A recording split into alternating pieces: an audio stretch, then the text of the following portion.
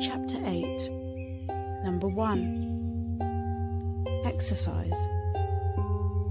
Develop the habit of waiting for a second at every door and realize there is no place where I can go today that my consciousness is not.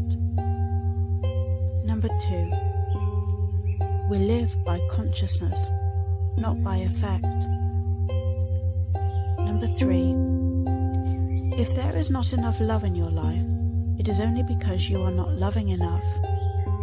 Let the love flow out. That love which flows out from within you will come back to you. Number 4. You are seeking nothing to come to you. You are only seeking to let the consciousness that moves and wells up within you flow through you. This may come as a sense of peace, a deep breath within us. Number 5. Everything responds to the light of consciousness recognized within. This truth must be felt, experienced, and communed with.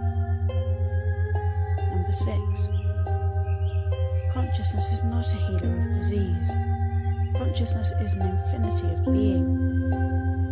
Besides consciousness, there is nothing else. It reveals that there was never power in a so-called disease. In the realization of omnipresence, darkness disappears and the light comes in. Number 7. My consciousness is the only power operating in my universe, within this room, within my own being. This light pours through me as an invisible presence and an invisible power. Number 8. Exercise. Rest in the awareness of the rhythm of the universe flowing through you. Chapter 9. Number 1. Live only in this moment, which is the only moment there is. Develop a consciousness of nowness. Number 2. Exercise. Take one principle into meditation daily for at least a month until its inner meaning is revealed. Number 3. Exercise. Train yourself to live only in this moment. Number 4. Reviving hates, fears, animosities of yesterday keeps them alive today. Number 5. Consciousness lives. Our responsibility is like looking over our shoulders and watching consciousness unfold as our individual experience. Being a beholder, all personal sense of responsibility drops away. Number 6. Only consciousness can think, love, heal, express wisdom and joy. Without consciousness we are nothing. Number 7. To the extent that we are willing to loose the world and let it go, are we free from the world. Number 8. Seek the atmosphere of consciousness and rest in its vast, all-embracing inner sanctuary of silence. Chapter 10. Number 1. Our work is to establish the original relationship of oneness, the indissoluble union. It must be a conscious act on our part, a recognition of our inner self. Number 2. Withdraw your gaze from the external and turn your attention to within yourself. Number 3. Love is the answer, and it is experienced in proportion as it is permitted to flow out. Number 4.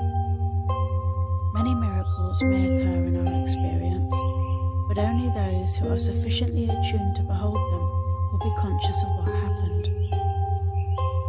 Number 5. Consciousness cannot force itself into anyone's mind. It is the individual who must open himself up in awareness. Number 6. Appearances are not real. They are illusions created and perpetuated in the human mind. Number 7. We sit inside ourselves looking out upon the world. Number 8. All the truth of the world remains hidden except in proportion as it can find a human consciousness through which or as which it can flow out. Number 9. Exercise. Many times a day, turn your thought as if in the direction of your heart to the consciousness that lives within you. Number 10. Beautiful as you look, or horrible as you look, I now know there is no truth in you. There is no power in any form, in any condition. Consciousness is the only presence. The only discord there is the belief in a condition separate and apart from my own being. Number 11. The one great temptation is to accept two powers. Number 12.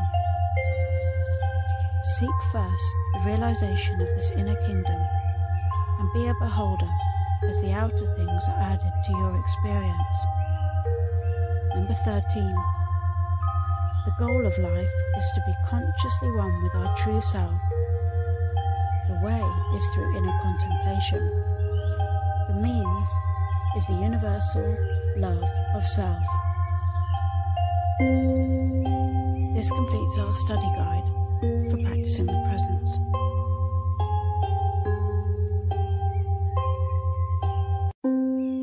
Chapter 8. Number 1. Exercise.